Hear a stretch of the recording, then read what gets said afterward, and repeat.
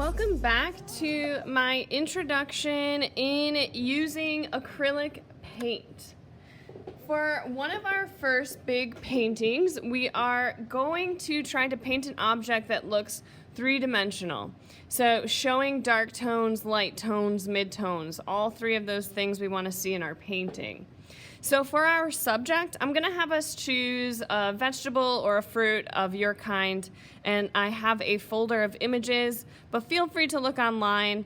I want that image to be really on its own with a pretty clean background. So my image is going to be of an avocado.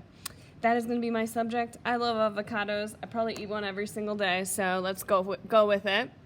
So as I get started, I always start my canvases with a layer of paint underneath. So I have done this before class. So I just went and added a whole bunch of paint. What I like about this technique is that when you start to paint one thing and paint another thing, sometimes you'll get a little bit of white underneath your paint or in between different sections if you don't do this. So especially if you're a beginner, this is nice because it already starts with a layer for you. It also informs the layers that are added on top. I'm going to work with lots of layers with my acrylic paint here.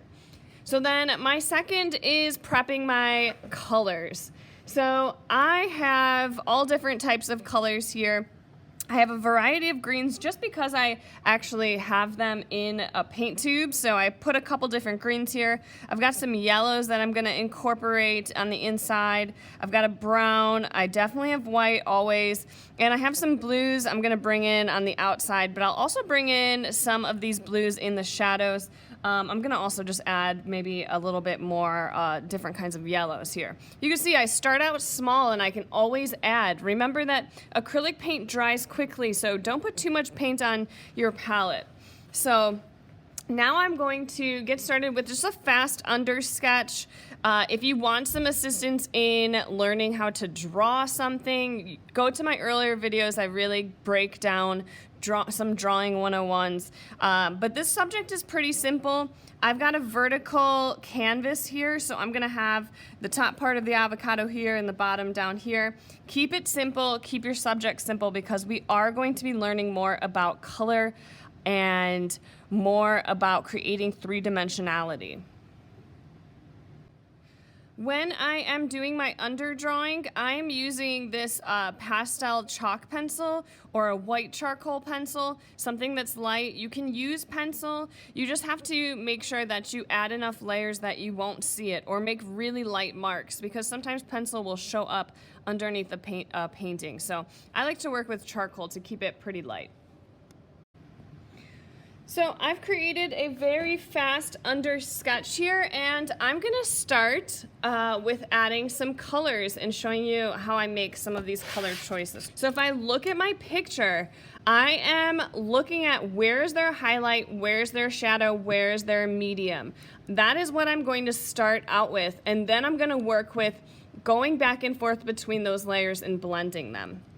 Now, again, I will have my water bottle here, and I'll just be spraying back and forth in between. So I'm gonna just start by making myself a really nice middle green to work with here, middle yellow green to work with here. And I'm just gonna start going through and adding this color. It's gonna change as I add some layers to it, but I'm gonna start blocking out some sections here for my first layer.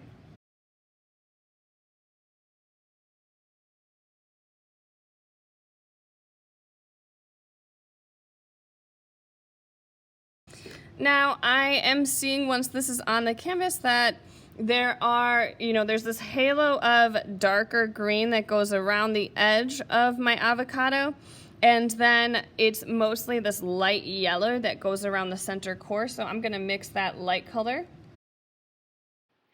The first step to any kind of acrylic painting is blocking out where the values are. So finding out where color changes, where a light spot is, where a shadow is, and I lay it all down. I don't try to do any blending. I first go in and fill it all in with color and block it out, And then my next layer, I will do some blending.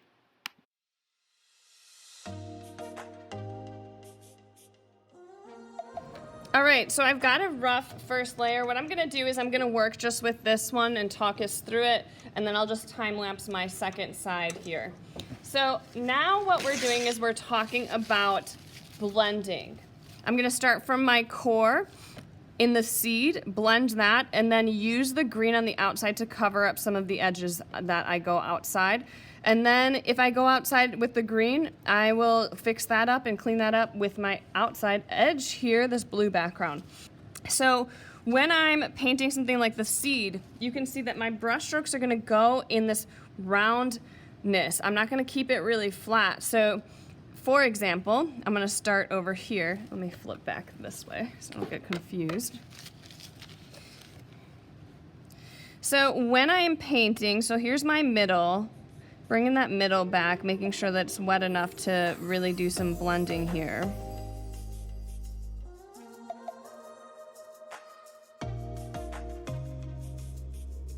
So my brown is pretty wet here, and I'm going in with my darker brown, and I'm applying it on. Now look at how I start to build this up. I'm being pretty intentional about how my brush strokes are going on there. I'm not just going straight through carelessly. I'm thinking about the fact that this is a round surface. Now if it's getting a little bit too dark, I'll wipe my brush and get the darkness off. I see the shadow kind of loops back through here. Now I need to get a little bit more detail in here, so I'm gonna get a smaller brush and get right back in. Now look, while it's still wet, I can go back and do that dry brush technique that I showed you, which is taking my brush and blending it through.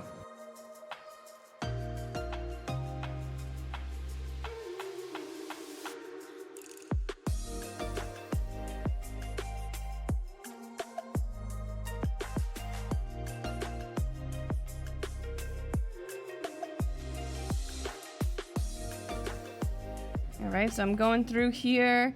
Now sometimes when I get to that light part, it might be a little bit dry.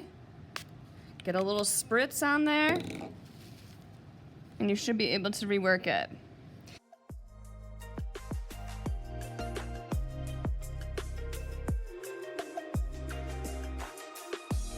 All right, so I've got that seed. Now I'm gonna start to bring the same technique on the outside, looking at where I see some lightness. So the lightness really comes around the core of the seed here, and then a darker edge. So I'm gonna go with that.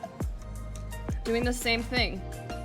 I'm gonna need some water to reawaken some of my pinks here.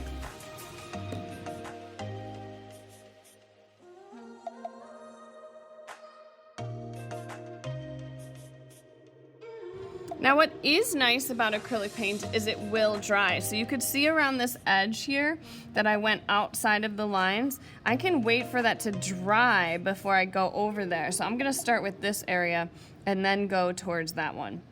So again, I'm gonna just kind of lighten it up by creating my middle area here, reawaken some of this paint here.